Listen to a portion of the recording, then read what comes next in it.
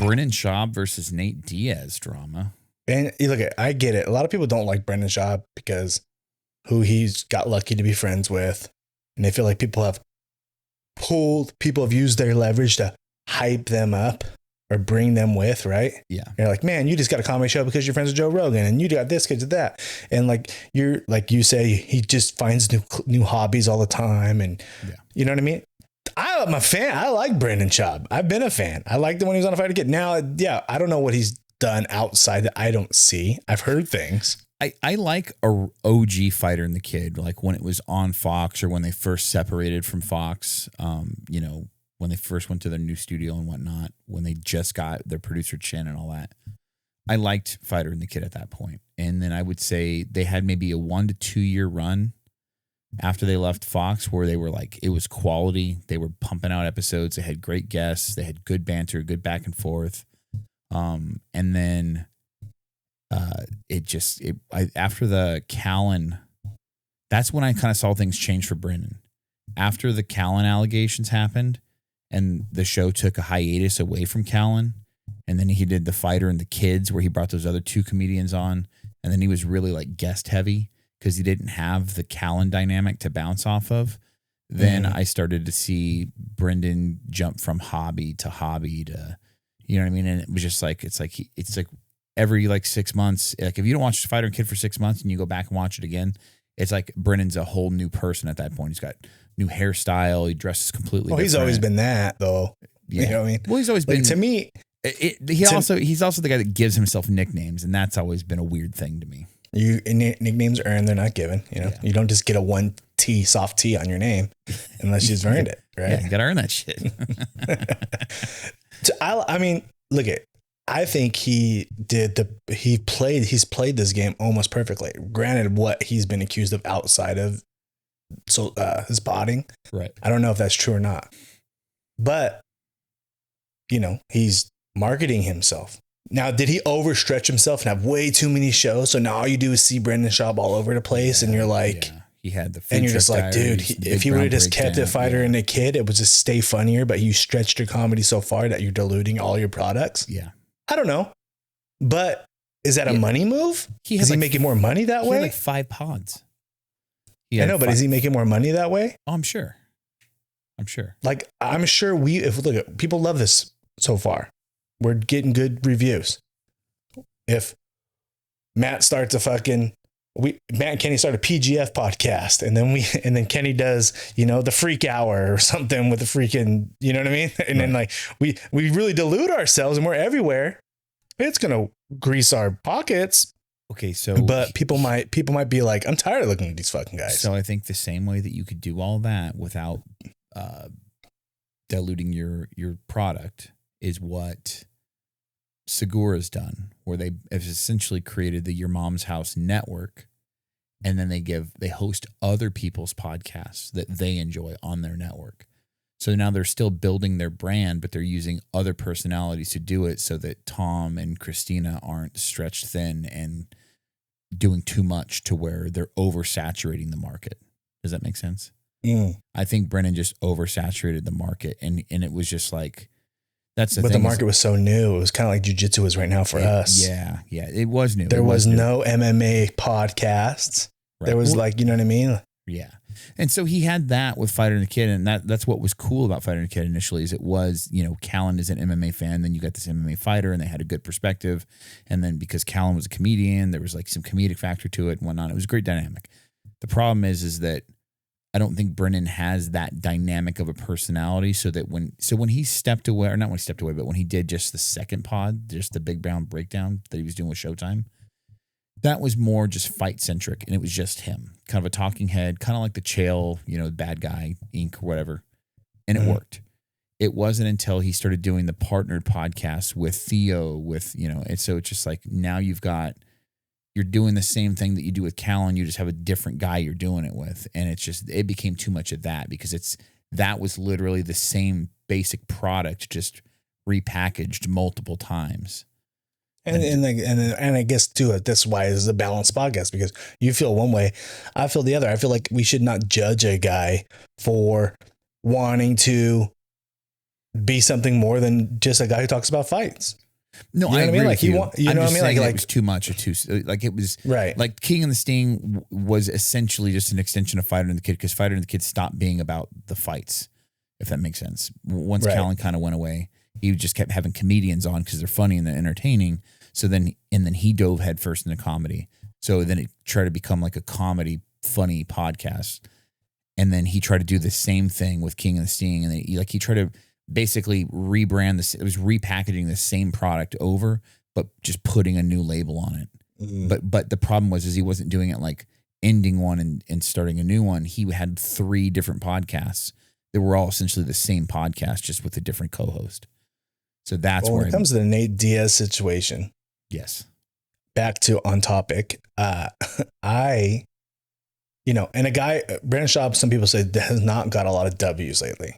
I think he got a W on this one because the reason it happened was, yes, 8 years ago, they had a little McGregor fight. They had a little altercation because Nate was trying to fight McGregor again. And Brandon said that, McGregor won a couple rounds. You know what I mean? And I guess on the cards he did because Mayweather was setting a trap, obviously, right? For later in the rounds. But, so they got a little spat. So there's history there. But Brandon was just coming after, one of his partners had CTE. Why is his head name taken slip in my mind right now? Big heavyweight. Shane Corwin. Shane Corwin had CTE. Yeah. Okay. And that's one of Brandon's top training partners. And, Brandon was getting emotional about like he's going through some real shit right now. Right. And everybody's like, well, Brandon, you should just give him money because you're successful. Right. And we don't know if he has or not. I'm sure he probably did. You know what I mean? We don't know. But that being said, he was just like getting emotional talking about his friend, as I would get emotional talking about if something was happening to you. I'd probably get emotional. Yeah. And I don't think Shane's issue is he's broke. I think Shane's issue is he's going through some mental shit right now due to he can't CTE. focus. Right. So money's not just going to fix it. You know what I mean? Like he's hurting because his friend his health is declining in a real big way. And he's becoming, you know what I mean? Like when you start to like lose your mind like that, or like lose your thoughts and stuff, or you start to have like memory loss and stuff, like you're becoming a shell of the person that you were. You know what I mean? Right. It's like when someone gets dementia, you know what I mean? You go to see your grandparent and all of a sudden they don't know who you are. And you're like, Grandpa, it's me, and they just look through you because you're a stranger to them. They don't recognize you. That's the heartbreaking shit. You know what I mean? And then Nate Diaz, called him a pussy. Yeah. For crying, which, you know what I mean? We've had some emotional moments on here where we almost cried, but whatever, dude. Like, I've met Nate Diaz in person. Nate Diaz, hit my boy up for $20 after his McGregor fight because he didn't have no money for an $87 soluble. And I'm just like, this guy is like, he is what he is. He does hang out with his mob of people and all that kind of stuff. But if it was one-on-one, I don't think Nate Diaz stands a chance against Brandon Schaub. No. There's no chance. I've gone back and forth on this because we have talked about it outside of the pod. So I've gone back and forth in regards to how I feel about this is a wild podcast, guys. We got kids crying. We got dogs barking. And we're still here. We're in the trenches right now in pink, cool ass, black and pink rash guards on a Halloween episode. It's a scary one. So, and we were talking about Brandon Schaub, Nate Diaz. So, yeah. I've gone back and forth on this. I think that my initial thought was I'll be the first to admit I'm not a Brandon Schaub fan. So initially I had the kind of the hater perspective. And then I talked to you a little bit and kind of softened my heart a bit. And I started to think about it. I'm like, no, he stood up for his boy.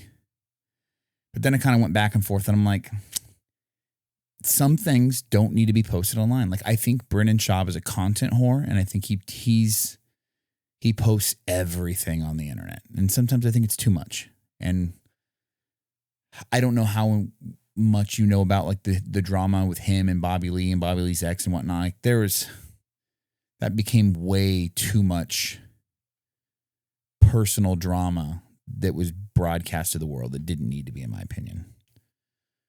But I think that's just his personality. And I'm not a fan of that. Now,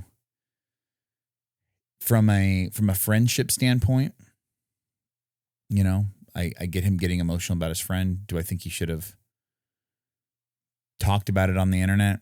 Maybe. No. Maybe talk about that with a therapist or family member or somebody like that or some other friends. You think you would tell Shane, hey, can I talk about this on that? Yeah, but it's like, what would be the point? You know what I mean? Like, if it's like, hey, the episode that I talk about this, all the money, all the revenue that I get from that episode, I'm going to donate to you. Would be maybe if he's doing something like that and we don't know it, then by all means, I get it. You know what I mean? I'm going to use this as a topic. Everything I make off this episode's going to you. That kind of a thing. Cool. You know what I mean? And I don't know if that's the case or if he mentioned it or didn't mention it. If he is doing that, isn't doing it. I don't know. And in the same regard, when Nate calls him out on that, then from a man standpoint, it's like, you know, we're both fighters. You know, we can fucking do this. It's a little, remember, you've seen the meme, I'm sure, of where the guy calls out, who's the redheaded, Paul Felder? Where the guy's like, the guy on Twitter's like, you fucking suck. And Paul Felder's like, come say that to my face. And the guy's response is, you'll whoop my ass. And Paul Felder's like, that's actually fair. You know what I mean? Like, fair assessment. So it's like, Paul recognized like, hey, this is a civilian. I'm not going to fucking, you know what I mean? Like, this guy's talking shit. I'm going to, man to man, I'm going to square up with him. And then he realizes like, I'm a trained fighter. This guy recognizes that he's just a simple man and I will whoop his ass. And, you know, he can't even be mad at him for that, you know?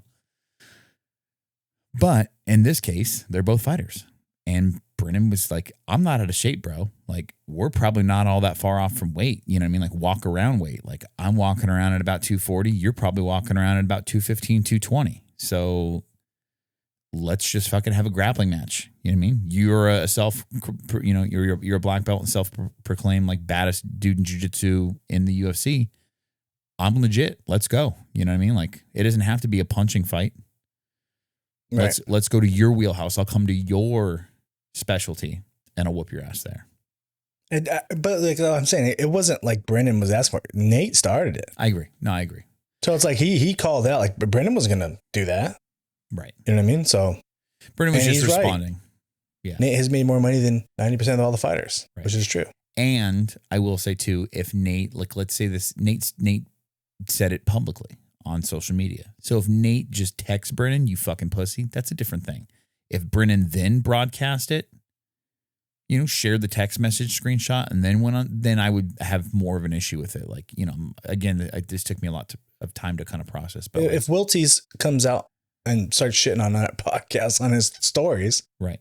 Hey, thanks for the pub. Secondly, we deserved it. We talked about him, right? You know, like, it's public now, so it's like, whatever. But like, so yeah, I don't know. I just feel like, you know, that'd be cool. And the whole Bobby Lee thing, maybe that was true, okay. But I also think a lot of these podcasts, these cliquey comedian podcasts, I think it's a whole wrestling shoot. And I think they're like, hey, we're gonna. It's like us with the BJJ Fanatics podcast or whatever other jiu-jitsu podcast that we start talking smack on them. Right. And then they talk smack on us like, oh my God, what are they going to say? And we're kind of using each other as like a fake, like, beef. Right. The build ratings. I feel like that whole thing. Like, he went on there. He went on the Bad Friends podcast as a guest and was like talking about it. And then like they're back and forth. And I'm like, they're calling on I'm like, this seems too WWE to me. Maybe my whole life is WWE lens. I'm like, You guys are helping each other build each other. This is a shoot. This is not this is a work. This is not a shoot fight.